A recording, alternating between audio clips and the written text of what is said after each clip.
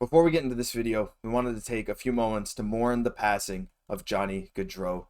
Of course, Johnny was killed last night alongside his brother Matthew, and this is a huge loss to not only the Blue Jackets or Flames community, but every team around the NHL, Jesse.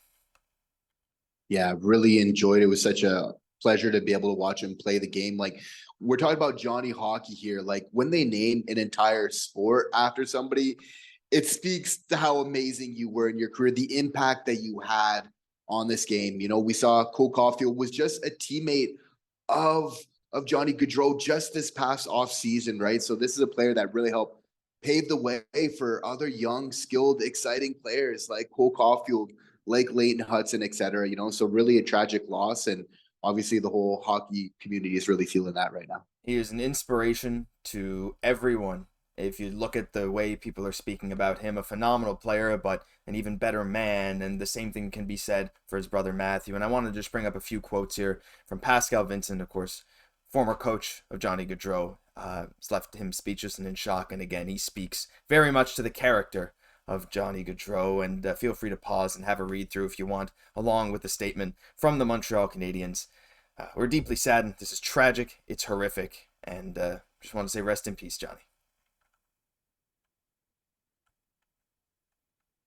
All right, Jesse, let's get into the video.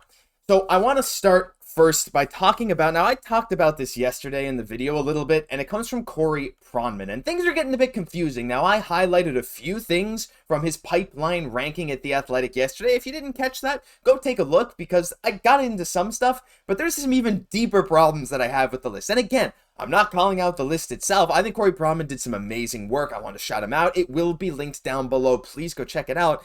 But at the same time, Jesse, there are a few confusing aspects of it that I wanted to go over with you. And the first one here being Justin Barron being at number 6. And not just this, I'll get into the other thing later, but Justin Barron being at number 6. The only players ahead of him that are 23 and younger from Montreal was Demidov, Slav, Cayden, Guhle, and Leighton Hudson and David Reinbacher.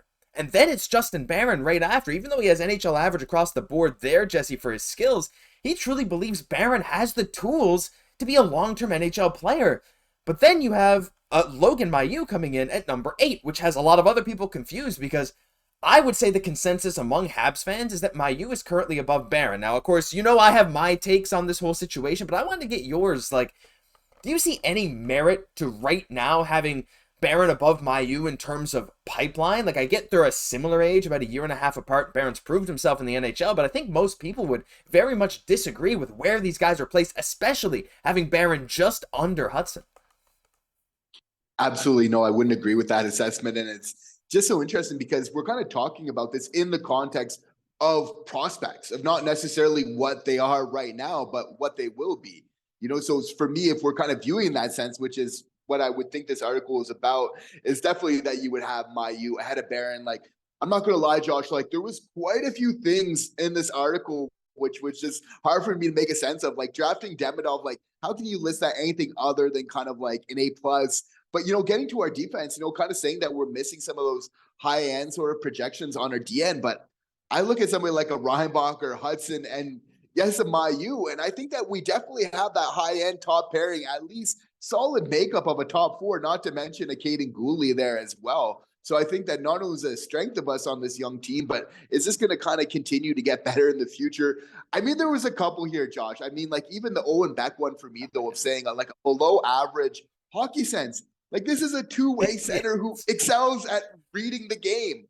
It's what he does the best, right? So for me, I don't know. I think we might need to do another list pretty soon because I don't know. This was just all over the place for me. It was, but you know, it does spark some good discourse. And I think it's nice that we're talking about this because again, like imagine you're Corey Pronman, you're ranking 10 to 15 prospects for every single team in the NHL. Like it does get tough. You can't be an expert on all of them. So I will give him a bit of the benefit of the doubt. What I don't get is having Owen Beck as a high-end NHL shot when Slav and Demidov were just slightly above NHL average on it. But anyway, let us know your thoughts on Barron versus Mailloux. But there's one more little thing I wanted to get into before we get into some Demidov stuff in a bit, Jesse. And it was this other ranking.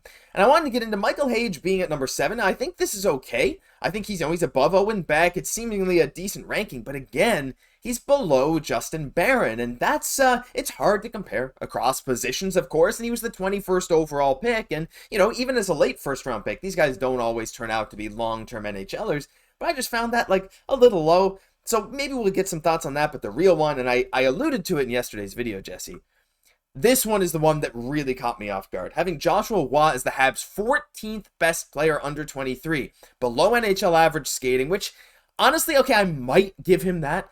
But then he goes on to talk about how Joshua Waugh has great skill. He seems to have decent sense on the ice, but he just has him, like, not being that great, saying that he's going to really need to improve his foot speed if he's to make the NHL long term.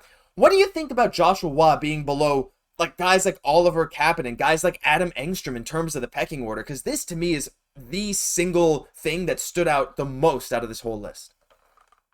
Yeah, again, like we see like a Joshua Waugh, like this is a player that can get to that second kind of line sort of status. Like for sure, maybe more of a, third line kind of guy in a very solid team. But you'd have to see like an Oliver Kapanen there for sure. We kind of see as a 3C. It's like, well, I see as a 3C, but he's got that chance to kind of climb up under the right circumstances. I think that his hockey IQ and again, his compete is actually, which has come up a lot through the years, for me, more than compensates for any lack of skating abilities and everything else. Like, I think Joshua Waugh is going to be just fine. I think he's going to have a long career in the NHL. I think that Joshua Waugh and even Jacob Fowler were two of the players that really stood out for me as being ranked far too low than they should have. Yeah, I mean, we only have a certain amount of time. Talked about it yesterday, talked about it today. We still didn't get to Fowler. He's ranked at 11, but this is why I want you guys to go check out the article for yourself and read it. But yeah, to say the least, there's a lot of stuff that we don't necessarily agree with, and we'd love to hear your opinions down below, as we're going to get into some Demidov stuff. Now, I know this video is seeming a lot like yesterday, but look, it's more official now.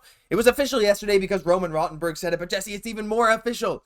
Because Ivan Demidov, not only do we know, we heard Roman Rottenberg, he's made the lineup, whatever, but now it's official from Hockey News Hub, who is transitioning fully to Patreon, by the way. So if you really enjoy their stuff, consider supporting them on Patreon. They do some great stuff there on Twitter. Have been doing it for free for years. But anyway, I'm not affiliated. Again, I said this yesterday, but I just really like the work they do. It's official. Go Habs, go prospect. Ivan Demidov has made SKA's main team. He'll wear number 91. We got a picture there of the jersey coming out, number 91. This is really exciting, Jesse, and I know I talked yesterday about what could happen, but to you, when you see Demidov officially making this team, when you hear these comments from Roman Rottenberg as head coach about how his role on SKA is planning to be very similar to his role in that under-23 tournament. By the way, his team, his under-23 team, beat SKA in this preseason tournament game, but it was in, overtime or shootout, right? So they won in the shootout. But if they had won in regulation, they would have won this tournament as an under-23 team. I can definitely see him getting some very solid minutes, even though SK brought in a few ex-NHLers to start this season.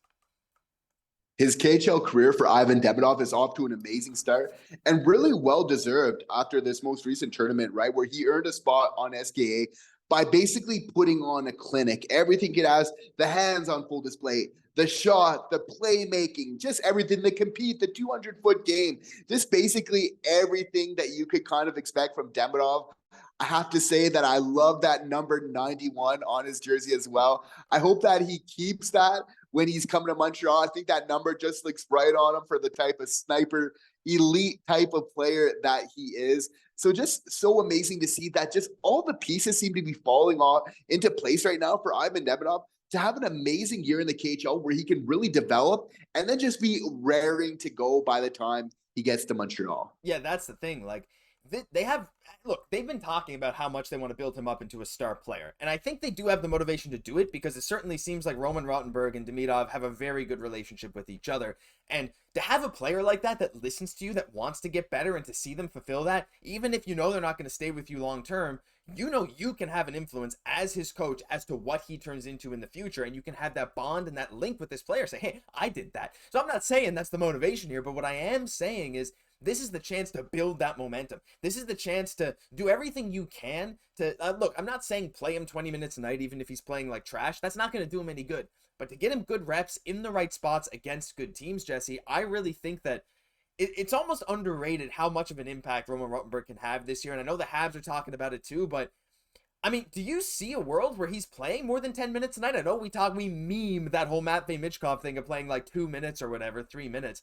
I genuinely see a world where, I mean, based on what I've seen in the preseason, and again, don't forget, he's still recovering from a leg injury. Based on what I've seen, I can absolutely see a world where he's playing 10, 12 minutes a night right out the gate. Maybe I'm optimistic, but I think it's real. Absolutely. Ivan Demidov's coach, Roman Rottenberg, absolutely loves Demidov. It's not just in Montreal where we really like this player. You can tell right away they have a connection. He is just crazy about this player because he's the type of player, Demidov, that just coaches just generally like. He's going to help you on the score sheet, but he just pays attention to all those details. Like as a coach, it's almost like a breath of fresh air, almost like a relief to have a player like that, just paying attention to every detail of the game, just checking them off one by one. That really helps us make your overall team so much better. So it's really clear to see that they have an amazing relationship, which is kind of the X factor in all this. Like you need to have those kind of amicable sort of relationships with your head coach in the KHL when we know young guys don't get played all the time. But Ivan Demidov, he seems like he's breaking all these rules in his young career so far. I'm excited for this generation of Russian Habs prospects. We're going to see Volokin play in the VHL this year. He's looking really good. He was also on Corey Pronman's list there, just below Fowler, which was interesting. But then you also, I think he was on that list. Or no, he was on Byron Beta's list, I think. Anyway, there's a bunch of lists. What's that? He was on Pronman's list too, yeah. He was. Okay, yeah, I need to clarify. We're reading too much Habs stuff. There's so much going on, but regardless, it's a super exciting time to see Bogdan, to see Volokin, to see Demidov, and who knows, maybe some future draft picks as well. It's an amazing time, and share your excitement with us down below in the comments. We'd love to hear from you. But that'll do it for this episode of Habs Digest. If you enjoyed, leave a like, comment, and subscribe to the channel. We're very close to 14,000 subs, so if you're watching right now and you haven't hit that button, do it now. We'd really appreciate it. I'm Josh Gosse, my co-host, Jesse Poirier. Rest in peace, Johnny Gaudreau. We'll catch you in the next one.